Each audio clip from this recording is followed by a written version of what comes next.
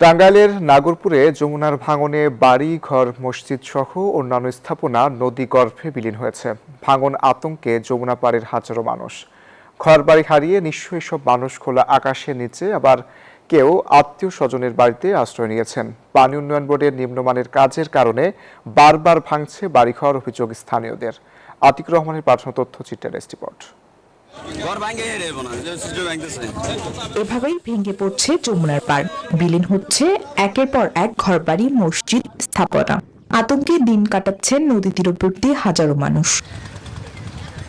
প্রতি সপ্তাহে সর্বোচ্চ বার বিকাশ পেমেন্টে 50 জন হবেন পেমেন্ট চ্যাম্পিয়ন। জিতে নিন টিভি সহ আকর্ষণীয় সব প্রাইজ।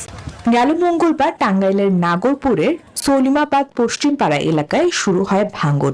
ভয়াল ভাঙনের থাবায় ঘরবাড়ি হারিয়ে অনেকেই এখন খোলা আকাশের নিচে আশ্রয় নিয়েছেন। কেউ আবার ভাঙন থেকে নিজেদের ঘরবাড়ি নিরাপদ স্থানে সরাতে দিনরাত পরিশ্রম করে চলছেন। বারবার নদীর ভাঙনের জন্য পানি উন্নয়ন বোর্ডকে দুষছেন স্থানীয়রা। আমার বাম সাইডে এখানে 20টার উপরে বাড়ি ছিল, মসজিদ ছিল, আর এই যে আমার ডাইন সাইডে ওখানে বাড়ি ছিল 40-50টার উপরে। সেখানে সব একবার দাবা নিয়ে গেছে। ঘরের থেকে ফ্রিজ, টিভি, মিবি যা আছে ইত্যাদি হান্ডি পাতিল সব নদীতে চলে গেছে। আরো বেশি ভাঙবো তো, বস্তা দিলে বাদ দিব, বস্তা দিব না, ভাঙে একবারে বিচে ঢুকে দিব। প্রশাসনের মাধ্যমে ক্ষতিগ্রস্তদের সহযোগিতার আশ্বাস এই জনপ্রতিনিধির। বাড়ি ঘর সহ শস্য, ঘরের যত টাকা পয়সা, স্বর্ণ অলংকার, ঠিক আছে, ফ্রিজ টিরিজ, মানে আসবাবপত্র যা আছে কোনো কিছুই কেউ বাইর করতে পারে নাই। মানে বুঝে ওঠার আগে এগুলো ভেঙে চলে যেতেছে। আনুমানিক তাতে অন্তত 10 কোটি টাকার ক্ষতি হয়েছে। যমুনার বিভিন্ন এলাকায় ভাঙন রোধে 9 কোটি টাকার কাজ চলমান বলে জানান পানি উন্নয়ন বোর্ডের এই কর্মকর্তা।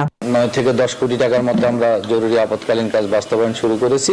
তার অধিকাংশ কাজ সমাপ্ত, বাকিগুলো আমাদের টাঙ্গাইল সদর উপজেলা সহ অন্যান্য মির্জাপুর, বাসাইল, টাঙ্গাইল, নাগরপুর সহ বিভিন্ন উপজেলা আমাদের কাজ চলমান আছে। যমুনার তীব্র এই ভাঙনে ভুয়াপুর, তারাকান্দি, যমুনার বাঁধও হুমকির মুখে রয়েছে। Desk report, news 24।